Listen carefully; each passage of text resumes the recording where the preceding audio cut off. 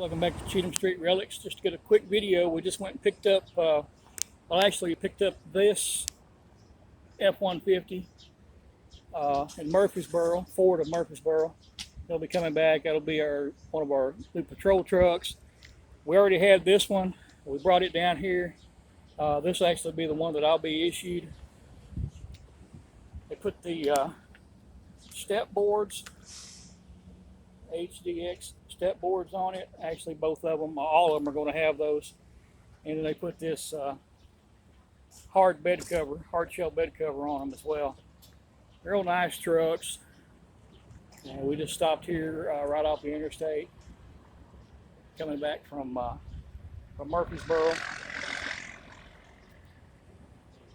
The next step, we'll get these. Have to take these, get all the lights put on them, and a screen partition put in them. And I think they mentioned even getting the windows tinted on them, but that's down the road. But next step's lights, the partition in there, and I know for sure mine's getting police decals put on it. I think the chief's got something,